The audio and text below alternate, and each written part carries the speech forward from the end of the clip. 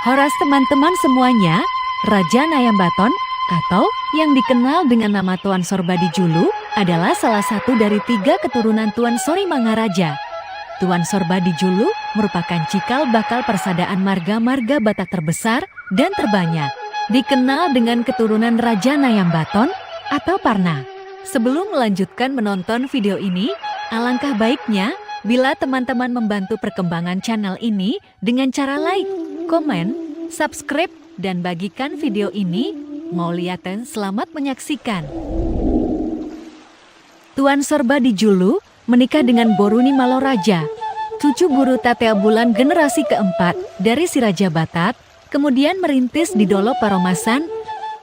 Mereka di dalam pernikahannya terlalu lama, tidak memperoleh keturunan, atas desakan istrinya Boruni Maloraja. Dengan harapan untuk melanjutkan garis keturunan, Tuan Sorbadijulu kemudian menikah lagi dengan Boruni Raja Pasaribu. Kemudian Tuan Sorbadijulu dan istrinya Boru Pasaribu membangun hunian yang tidak terlalu jauh dari tempat tinggal istri pertamanya. Di dalam pernikahannya dengan Boru Pasaribu, Tuan Sorbadijulu dikaruniai seorang anak perempuan. Anak perempuan Tuan Sorbadijulu dari Boru Pasaribu diberi nama Pintahalmasan. Pada tahun berikutnya, Tuan Sorbadijulu dikaruniai anak laki-laki dari istrinya Boru Pasaribu. Tuan Sorbadijulu begitu bahagia karena apa yang diimpikannya, mempunyai anak laki-laki untuk meneruskan garis keturunannya sudah terkabul. Anak laki-laki itu dianugerahi nama besar yaitu Bolon Tua yang mempunyai arti besar dan dihormati.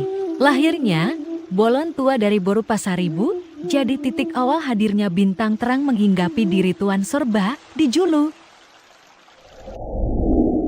Kebahagiaan semakin lengkap ketika dari istri pertamanya Boru Maloraja melahirkan seorang anak laki-laki. Kemudian Tuan Sorbadijulu menganugerahi nama besar pada anak itu, yakni Tambatua. Tambatua punya arti tersendiri bagi Tuan Sorbadijulu, yang bermakna semakin dihormati. Setelah lahirnya Tambatua, beberapa tahun kemudian, istri pertama Tuan Sorbadijulu melahirkan kembali 3 orang putra, diberilah nama Saragipua, Muntetua, dan Nahampuntua. Anak Tuan Sorbadijulu dari Boruni Maloraja istri pertama adalah Tambatua, Saragitua, Muntetua, dan Nahampuntua.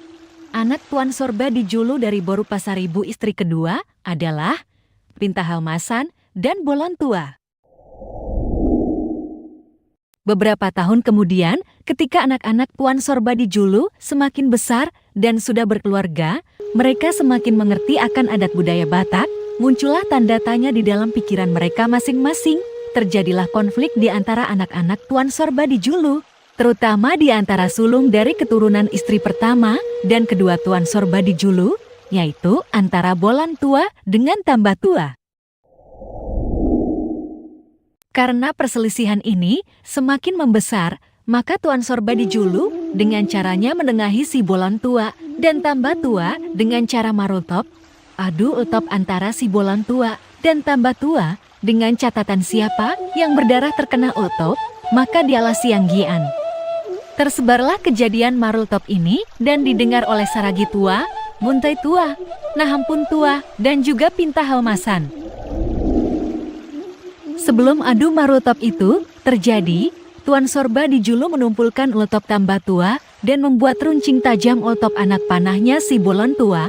Namun tak disangka, ketika Tuan Sorbadijulu menumpulkan ultop Tambatua dan membuat runcing ultop si Bolon Tua, hal ini dilihat oleh borunya Pintahalmasan. Pintahalmasan melihat semua hal yang dilakukan ayahandanya itu. Keesokan harinya, tibalah waktunya adu ultop antara si Bolon Tua dan Tambatua, dan sesuai dengan apa yang diharapkan Tuan Sorbadijulu, di mana Tambatua lah yang berdarah oleh ultop si Bolon Tua. Setelah kejadian adu marultop, Pintahalmasan segera bertemu dengan Tambatua dan memberitahukan kejadian tentang apa yang dilakukan ayah mereka Tuan Sorbadijulu terhadap ultop Tambatua. Tambatua merasa kecewa sekali. Dan hal ini diceritakanlah kepada adik-adiknya Saragipua, Montetua, dan Nahampun Tua, mereka sangat kecewa dan sedih. Mereka lalu berdiskusi dan kemudian sepakat untuk meninggalkan Pangururan. Rencana ini pun didengar oleh Itonya Pinta Halmasan.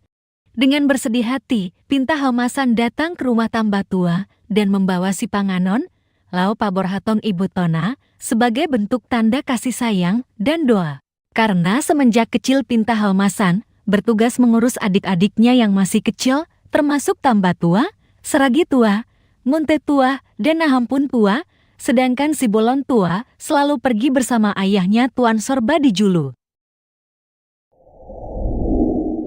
Keesokan harinya pergilah Tambatua bersama dengan rombongan.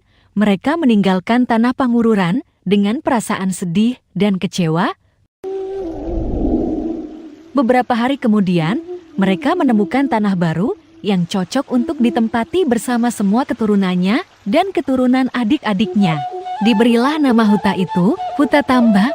Disinilah dimulai perserahan marga-marga mayoritas Parna.